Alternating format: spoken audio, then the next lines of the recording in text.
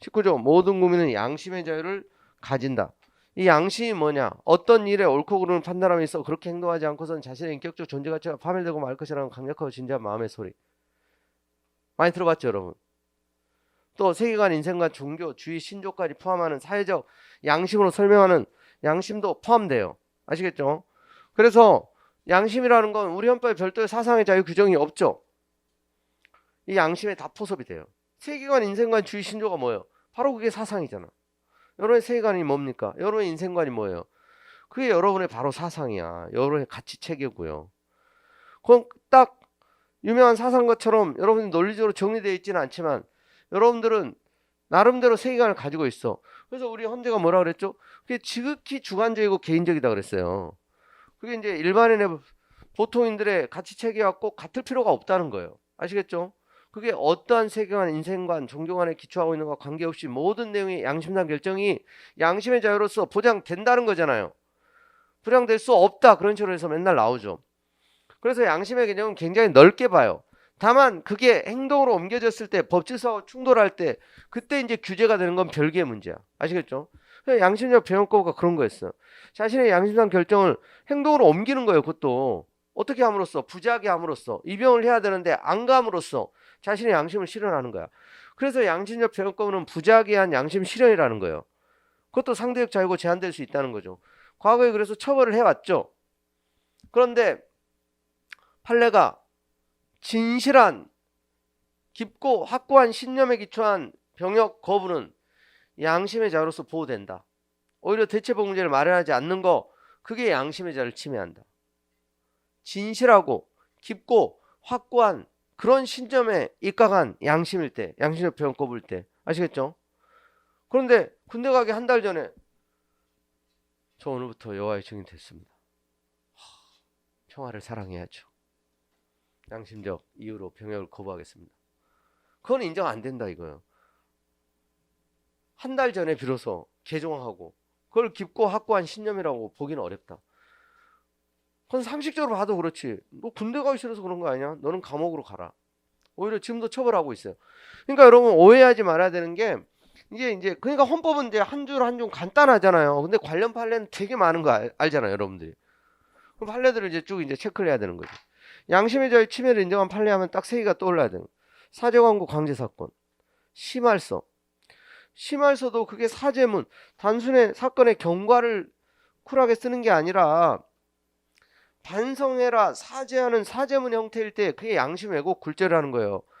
우리 여러분 슬픈 뉴스를 최근에도 접했어요. 왜냐하면 지방에서 여고생 영어 시험 보는데 선생님이 부정행위 안 했는데 또 부정행위 했잖아. 선생님 저 억울해요. 안 했습니다. 어디서 반성문 쓰라고 보는 뛰어내려 버렸잖아. 바로. 그게 바로 여러분 심할서 사건 그런 구조야.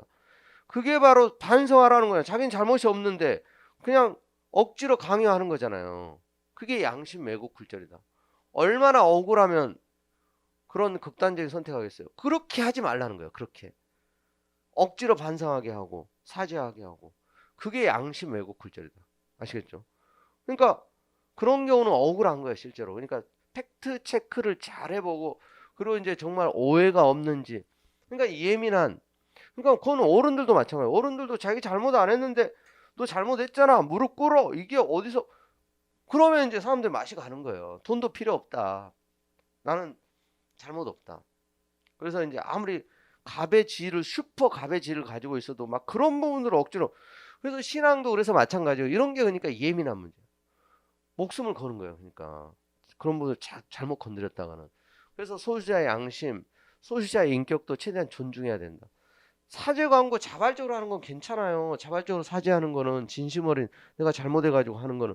근데 잘못 안 했다는데 그걸 막 윽박질러가지고 사과해, 무릎 꿇어, 반성문 써. 이게 왜곡 굴절이라는 거예요. 그러니까 양심적 배영법자도 그래서 결국 존중해 주는 게 그게 깊고 확고하고 뿌리 깊은 신념이면 최대한 법 질서에 존중을 받을 필요가 있다 이거죠. 그래서 대체복무역이 도입이 된 거예요. 그러니까 인간이기 때문에 그래요. 우리가 동물이 아니기 때문에 인간이기 때문에 그래서 감옥에 갈지언정 목숨을 버릴지언정 막 순교해 버리는 거예요. 그러니까 그래서 이게 그래서 최상급 기본권이라고 하는 겁니다. 양심의 자유, 종교의 자유가. 아시겠죠? 이 자존심, 인간의 어떤 본질적인 어떤 그런 부분들을 터치하고 건드리게 되면은 이게 이제 견디지를 못하는 거예요. 그래서 우리가 여러분들이 살아가다 보면 우리도 존중받아야 되지만 항상 그걸 생각을 하셔야 돼. 다른 사람에 대한 것도. 또 이제 그런 어린아이라 하더라도 진짜 조심해야 되는 거예요. 이게 근데 부지불식하네. 그러니까 갑들이 위험한 거예요. 갑들이 갑의 지위에 있는 것들이. 그냥 자기들은 의리 돼본 적이 없으니까. 그냥 나쁜 거지 그러니까 그게. 그래서 권력이라고 하는 게 그래서 그건 경제 권력이건 정치 권력이건 사회 권력이건 권력이 그래서 굉장히 위험한 거예요. 자, 그다음에 그런 이제 판례도 우리가 이제 다 우리 김문관한테 다 본 거고 여러분들이 또 차후에 안 본 사람들은 이제 보시게 될 거고요. 그다음에 여러분 종교도 이제 그래서 따로 지금 이제 종교의 자를 규정하고 있죠. 그러니까 이제 이 종교 그래서 이제 종교적 세계관, 종교적 양심도 이제 양심의 자유로 양심의 병역거부 사건에서 보는데 기본적으로 이제 별개입니다, 별개. 근데 이제 그 양심적 병역거부 사건에서는 양심의 자유가 핵심이기 때문에 그걸 중심으로 보겠다. 종교의 자유도 제한은 맞지만 종교의 자유 침해 여부를 별도로 보지 않았을 뿐이에요. 그래서 이제 판례가 이제 그렇게 봤다는 거고, 그리고 이제 우리나라는 국교가 인정되지 않아요. 그리고 종교와 정치는 분리됩니다. 종교 분리 원칙이에요, 이게. 그래서 함부로 그래서 이제 공직자들도 공무원들도 국민 전체에 대한 봉사자에게는 하지만 어때요? 개개인이 다 세계관, 인생관, 종교관을 가지고 있고 종교 활동도 하죠. 그러니까 어떤 상사라고 해서 부하의 어떤 종교관을 함부로 무시하고 특정 종교인이라는 이유로 막 차별하고 이런 건 그건 종교의 자유를 침해하는 거예요. 그리고 이제 종교와 정치가 분리돼야 되는 것도 그런 거예요. 그래서 이제 종교와 정치에 관여해도 안 되고 정치가 또 이제 특정 종교 막 탄압하고 핍박해도 안 되는 거고.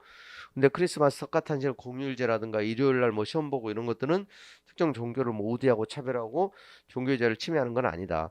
그리고 우리나라 이제 종교 그 전통 종교가 이제 불교잖아요. 또 천주교도 뭐 박해 여러 가지 역사 기념이 될 만한 여러 가지 이제 그 장소들 많아요.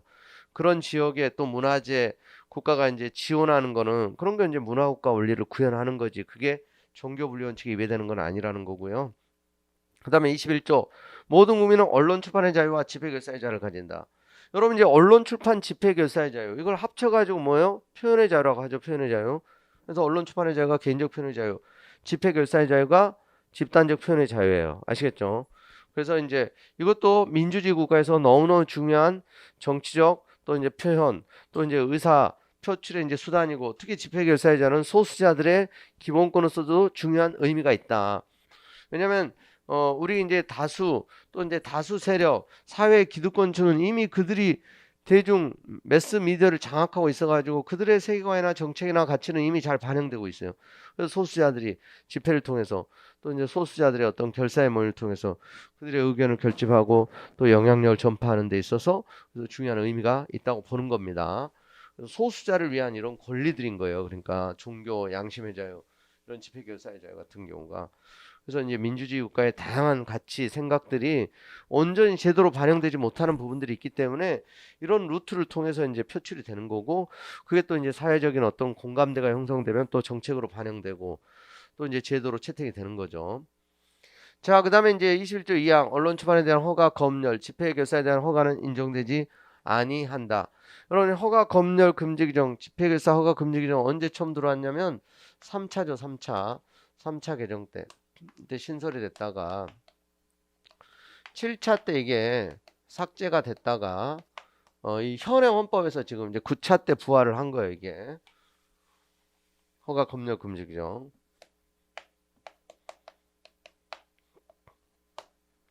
기본적으로 알아두셔야 되고. 자, 그다음에 이제 뭐 사망 사항 뭐 이건 이제 조문 보시면 되고, 특히 사항에 언론 출판은 타인의 명예, 권리, 공정도덕, 사회 윤리를 침해해서는 아니 된다.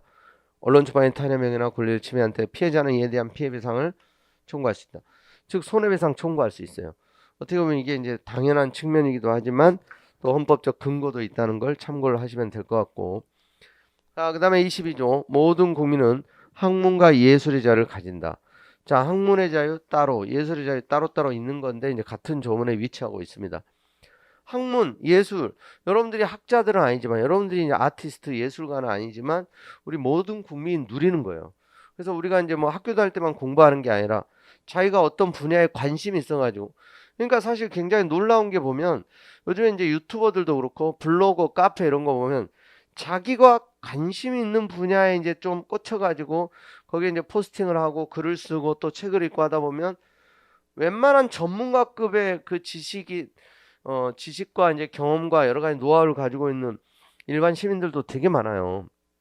그러니까 그게 이제 여러분 이제 왜 성과가 있고 상당한 전문적인 성과도 내고 굉장히 웬만한 전문가 석박사보다도 어떻게 보면 더 뛰어난 막 글들도 쓰는 사람이 있냐면 그게 좋아서 하는 거거든요. 그런 게 좋아가지고 제가 뭔가에 꽂혀가지고 그잖아요. 여러분 그래서 공부도 정말 즐기면서 하는 사람을 못 이긴다고 하잖아요. 그래서 제가 계속 얘기하는 게 어 지금 뭐 몸이 막 부대끼고 여러 가지 막 힘들고 뭔가 이제 그러면 뭔가 이제 그 방법을 바꿔야 돼요. 그래서 왜냐면 여러분 차가 예를 들면 이제 좀 엔진이 망가졌다. 그럼 성능이 뛰어나지 않으면 뭔가 이제 수리를 해가지고 좀 이제 뭔가 고장난 부분이 있으면 고치면 빨리 잘 달린단 말이에요. 아니 비행기로 부산 가는 거하고 자전거 타고 가는 거하고 같아요. 비행기로 갈 수 있으면 비행기로 가야지. 빨리 갈 수 있으면. 그래서 이제 편안하게 빨리 가가지고 쉬고. 그러니까 여러분들이 그런 부분들도 이제 고민을 해봐야 되는 거다. 물론 여러분들이 고민하시겠지만 내가 지금 내가 나의 스타일에 맞게 하는 게 아니라 그냥 다른 사람들이 하니까 다른 사람들이 그렇게 했다고 하니까 나에게는 그게 안 맞는 옷일 수 있단 말이에요. 안 맞는 방법일 수 있어요. 그래서 여러분들에게 맞고 여러분들이 느꼈을 때 성과가 있고 그게 좋은 방법인 거예요. 그러니까 그 방법에 대한 것도 보니까 합리적인 좋은 방안이 없는지 그러니까 고민을 해볼 필요가 있는 거예요. 그러면 음식도 그렇잖아요. 옷도 그렇고 자기가 좋아하는 게 맛있는 거 아닙니까? 아니 회 좋아한다고 해서 회 못 먹는 사람도 많이 봤어요 저는. 아니 과일도 있잖아. 복숭아 맛있는데 기생충에 보면 복숭아 알러지 있는 사람도 있잖아요. 복숭아 그 털 그거 알러지. 토마토 알러지 있는 사람도 있더라고요. 그럼 수박도 못 먹는 사람이 있어. 참외를 아예 못 먹는 사람도 있고. 진짜 각양각색의 세상에. 그래서 이제 치킨이 맛있는 사람도 있고 맛없는 사람도 있고 다 달라. 공부가 이제 어떻게 보면 그런 측면이 있어요. 그러니까 여러분들이 그래서 솔직히 과목도 그렇잖아요. 국영수는 원래부터 이제 잘 했는데 법 과목이 잘 안 맞는 사람들도 있고 법 과목은 다 잘해. 근데 이게 교양 과목이 막 힘들어가지고 계속 그런 사람들도 있고. 그러면 이제 거기에 맞게끔 이제 처방전을 써서 그래서 이제 뭔가 그 약점을 보완하고 장점을 살리는 그건 누구보다도 여러분이 가장 잘 안다고 할 수 있어요. 솔직히 얘기하면 내가 잘하는 게 뭐고 약한 게 뭐 딱 냉정하게 분석을 해서 거기에 맞는 취약한 부분을 보완하고 그게 이제 아무 생각 없이 하는 것보다는 훨씬 그게 합리적이라는 거예요. 그리고 공부하는 시간도 마찬가지. 난 한 8시간 자야 보니까 베스트 컨디션 잘 되더라. 그럼 일단 8시간 자는 거예요. 8시간 자고 그 시간을 쪼개 가지고 이제 다른 걸 맞추는 거지. 곧 죽었다 깨어나도 8시간 자야 되는 사람이 있어요. 그 사람이 근데 5시간 자면 하루 종일 부대끼는 건 뭐예요? 막 너무 막 찌부둥하게 힘들어. 그럼 안 자는 있었는데 공부한 건 별로 없어. 그럼 그거 잘못한 거잖아, 사실. 차라리 8시간 푹 자는 게 낫지. 밥 먹는 것도 마찬가지예요. 그래서 이제 여러분들 하여간 그런 것들을 고민해서 그러니까 한 번씩 이런 우리 이제 0.5 이런 순환할 때 약간의 인터벌이 있는 이런 시기에 그런 것들을 이제 점검을 하면서 다시 한번 자동차도 그러니까 오일 갈아야 될 때는 갈고 한 번씩 또 세차할 때도 하고 그리고 이제 여름에 이제 에어컨 안 쓰다가 할 때는 또 이제 이 뭡니까 청소도 이렇게 해가지고 그럼 성능도 더 뛰어나고 여러 가지 쾌적하고 그러거든. 우리가 똑같아요. 그러니까 몸에 이제 쌓여 있는 것들을 한번 이제 스트레스도 좀 풀어주고 그러면서 다시 달려야 되는 거죠. 근데 계속 누적돼 있는 막 이렇게 이제 막 여기저기 막 결리고 막 아픈 데도 많고 근데 막 무리하게 가다 보면 이게 이제 계속 속도는 느려지면서 좀 이제 고생도로 하면서 그럴 수 있어요. 그러니까 여러분들이 이제 그런 부분들도 하여간 가장 그래서 최적의 여러분들의 몸과 마음 상태를 유지하면서 하실 수 있으면 제일 좋다. 그게 아시겠죠? 자, 그다음에 여러분 이제 학문 활동, 예술 활동도 여러분 나중에 좀씩. 그러니까 제가 이제 이런 부분들도 그러니까 내가 예술가는 아니지만 악기 한두 개 정도는 좀 내가 연주하고 싶은 거 하고 싶은 그런 소망이 있는 거죠. 제가 색소폰 배우다가 지금 중단했다 그랬잖아요. 이거 영원히 중단될 것 같아 이런 분위기 가면. 그래서 이제 그러니까 이제 어찌 됐건 그런 마음. 우리가 예술가는 아닌데 내가 하는 게 예술이야. 나에게는 무슨 뭐 예술의 전당에 가서 우리가 뭐 공연하려고 하는 겁니까? 그냥 한번 이제 해보는 거지. 책 읽는 것도 이런 마찬가지예요. 그래서 여러분들이 언젠가는 그래서 여러분들이 이제 관심을 가진 분야에 있어서 이제 공부 끝나고 공무원 되셔가지고 이런 학문 활동도 예술 활동도 하시면 좋겠다. 자, 이 저작권에 관한 이제 근거 좀도 있고